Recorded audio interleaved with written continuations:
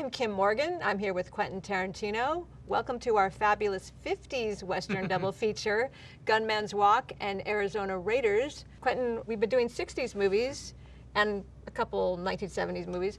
Why 1950s Western double feature? Well, a lot of the movies I've been showing up till now have been movies that deal in the era that my film Once Upon a Time in Hollywood is based in. But one of the things about my movie is is the character that Leonardo DiCaprio plays, Rick Dalton. It's a very specific type of actor. He started on a cowboy show in the late 50s, early 60s, and was quite popular on it. It was a show called Bounty Law. Bounty Law. Then when the show went off the air, he was kind of happy it went off the air so he could have a big splashy movie career. Yeah. And it worked for a while. He got about 4 or 5 films, and and they did okay. But he was never able to quite pull off the transition from TV star to movie star. And so now found himself back on television. And when the movie picks up in 1969, he's guesting on other people's shows, usually playing the heavy, whether it's Ron Eli's Tarzan show or The Green Hornet or Lancer or Mannix or whatever the show is. So part of the thing in the movie, though, is Rick had had a healthy career. He had his TV show, and he starred in some feature films. And so you see on his walls, you see them refer to some of these movies. You see clips from some of these movies that he did in the 60s, and you see some of the posters from some of the movies on his wall. And so some of them I made out of whole cloth, but most of them, I know a lot about this era, so I based almost every imaginary movie I came up with. Rick had some sort of a realistic basis to jump off from, and one of the movies that he did that's mentioned is, in fact, it's kind of mentioned as his best of his westerns, is a movie called Tanner. And you see a poster for Tanner on the wall, and the stars are Ralph Meeker and Rick Dalton and Michael Callan. And in a way, I kind of based, to some degree, I based Tanner on the movie we're going to watch now, Gunman's Walk, which was directed by Phil Carlson, who did The Wrecking Crew just the other day. And it stars Van Heflin as the patriarch of a wild ranching family, and Tab Hunter as the bad son, and James Darren as the good son. And so when I was coming up with with Tanner as a shadow movie, I was kind of in particularly using the careers of a certain group of actors to kind of represent Rick Dalton. Rick isn't any one of them, but he's a bit of all of them. Yeah. All right, and like actors like Vince Edwards, Ed Burns, George Maharis, Tab Hunter. He's kind of made up. Fabian, guys a little bit out of their era by 1969, but who all did movies. And there's who all did movies in the late 50s and did movies in the 60s, but now the time has turned on them. And so to me, one reason I want to show Gunman's Walk is to kind of watch the movie and imagine Rick Dalton in the Tab Hunter role as you're watching the film. And you can see that when you watch the I think film. you can. I think you can. When I saw the movie, I was thinking about that as I rewatched this, that this is a part that Rick Dalton could have played. Yeah. He's the bad son that's angry, and it's very angry at his father deep down. And I mean, no, you would always cast Rick as the bad son. You'd never cast him as the good son. Never, ever, ever. And I think it's a really great performance by Tab Hunter. He's terrific in the film. I think it's his best performance. It's his best movie. It's his best performance. And it also shows how in your movie, Rick Dalton is a really good actor. Yeah. He really is a good actor. He's having doubts about himself, but someone like Tab Hunter, I don't know, but I'm sure he had some doubts. No, Tab Hunter was like by the late 60s was going through a very horrible time. Actually, a worse time than Rick was, because even more than Rick, he was really associated with the 50s. Yes. And they were, there's this magnificent documentary out called Tab Hunter Confidential. Yeah. And they talked about by the late 60s, it's like like almost everything about the 50s was being repudiated. So just Tab Hunter representing the 50s, he was repudiated, like in particular. And he was never taken that seriously in the first place. Yeah. So it was easier to slough him off.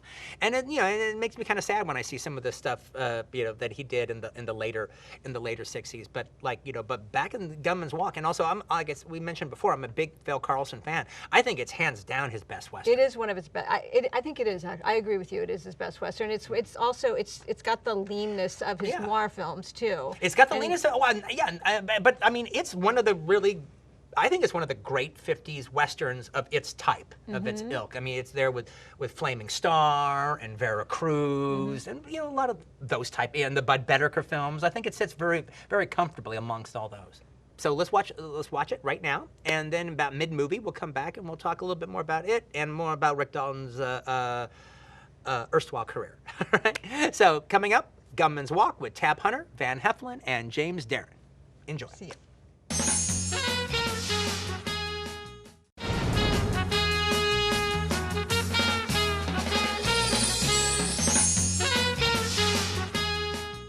Welcome back. Now, Leonardo DiCaprio's character, Rick Dalton, what are some other films that you were thinking of, or that he would have, alternate universe or whatever? Well, for me and for Leo, it's not an alternate universe because we just invested so much in the filmography of Rick. In a way that I don't think any other director would do it as much. It's almost half the reason I made the movie was to do little bits for the other Rick Dalton movies. But as far as like dealing with his career, okay, so he lands on he had done some movies beforehand, little bits here and little bits there, but he gets Bounty Law. So now he's a success. After 2 seasons, he starts doing. He can do 1 movie on the hiatus. So so the movies that Rick got cast in for the majority of his career, for the most part, always followed the same template of older, more faded glory cowboy star, and he mixed up with him as the young talent. So old guy and young guy. So the first one, while he was still doing Bounty Law, his first movie was a movie called Comanche Uprising. That's Robert Taylor and him. And in a little way, I was kind of based that a little bit off of a movie Robert Taylor did called Saddle the Wind, where it's like him and young John Cassavetes. So it's kind of Rick Dalton playing the John Cassavetes role in that. So Comanche Uprising is the first one. Then his second movie, while still on Bounty Law, is like an African great white hunter story called Big Game, and that's Stuart Granger and him. Then, Bounty Law. Now, neither of the movies do that well, all right, but easily the best thing about them is Rick Dalton, and the fact that they didn't do well is not really blamed on Rick Dalton. That's the vaguely unappealing personas of Stuart Granger and Robert Taylor are given the blame. But in fact, the best things about them are Rick. So there is a chance that he could have a good movie career, possibly. And it's also the changing industry too, right? Well, not yet. We're talking about 64, so not yet. And so he wants out of his series to do more movies. Now, this is something that kind of similar to George Maharis, where George Maharis was really popular when he was doing Route 66, and he wanted to get out of the series to do more movies. And so he ended up getting out of his series by claiming that he was sick or something like that. He had some sort of ailment, but nobody in the industry or the producers believed it. They just, no, he was just done with the show. It had made him a star and he wanted to make movies. And that was held against, and when it didn't work for him, that was held against George Maharis. And that a similar thing happened with Rick. He was done with the show. He didn't mind letting everybody else know he was done with the show, and as soon as he could walk, he would. And so, they could have gotten 2 more seasons out of the show, but they didn't because he wanted to sabotage it and make his movie career. So that didn't leave many friends left for him on television. But at that moment, he didn't care. He's making movies, and so what he did was he signed a deal with Universal, and a 4-picture deal. And the first of those movies is a movie called Hellfire, Texas, with him and Glenn Ford. Glenn Ford, Inger Stevens, and Paul Peterson. And then his second film is Tanner, which is what Gunman's Walk is based on. It's Ralph Meeker, him, and Michael Callan. His third film for Universal is the only modern day movie that he did during his movie time. Is sort of a wannabe thriller, like Hitchcockian kind of thriller, but not more like Midnight Lace. And it's called Jigsaw Jane, with Suzanne Pleshette and Rick Dalton.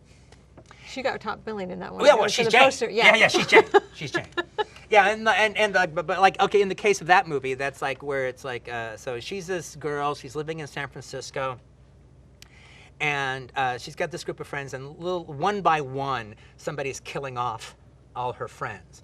And Rick Dalton is her boyfriend, who may or may not be the killer. See this movie. Yeah, that's what Elvis Mitchell said, because I don't want to see Once Upon a Time in Hollywood. I want to see Jigsaw Jane. So I have it directed by David Lau Rich, who was a popular director at that time. So then, after he does Jigsaw Jane, then because he gets traded, he gets a loan out to Columbia to do his biggest movie that he does during his movie career, which is his Bunch of Guys on a Mission World War II movie. The 14 Fists of McCluskey.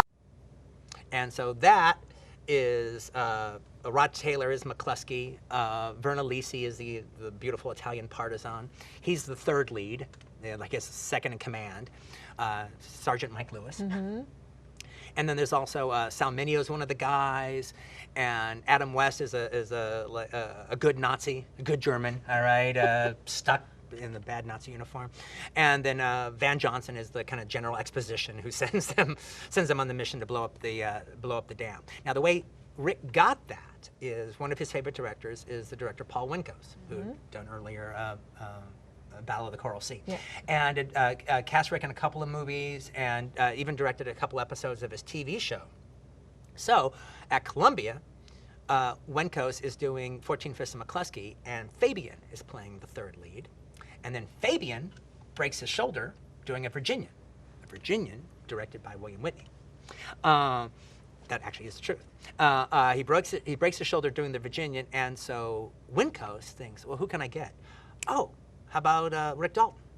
And so they call up Rick Dalton. They pay Universal for the loan out, and he does 14 Fists of McCluskey. And it's the best movie he's done since he finished his series. Actually, it's the best movie. It's the best of all of his movies. So now, he goes back to Universal thinking, okay, so I just did a pretty good movie now. So this is Universal's last movie on their contract, so they're going to really hook me up and put me in something really good. The movie Universal decides to finish their contract with Rick Dalton is a horrible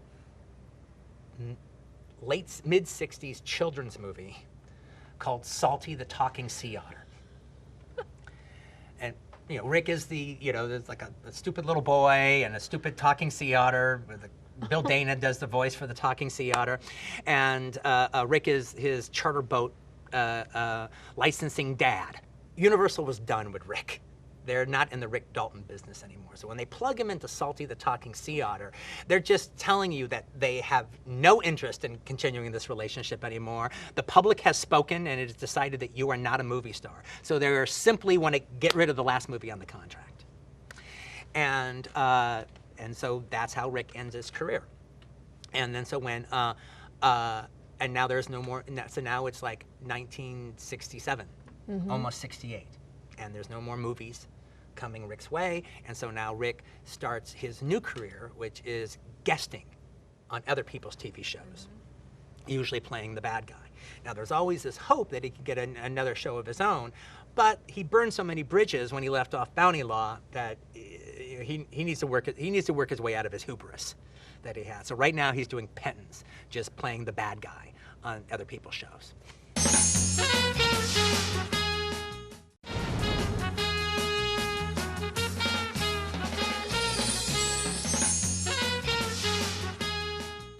it also has sort of a more progressive message than you would think for the 50s, I think. I mean, it's not exactly pro-violence. It's kind of showing. It's not. Yeah. But I mean, but it's also kind of interesting where it's like, Tab Hunter's character is the bad guy, but you always know where he's coming from. Yeah, because of his father, because of how he was raised. Exactly, but you know, Van Heflin isn't really that much of a bad guy. No. I mean, he is actually taking as opposed to a lot of these big ranchers in these movies, he's actually taking responsibility for his son's violence. Yes. Where, But he's doing some corrupt things to cover oh, up he's doing for a it, too. tremendous amount of corrupt things. Yeah.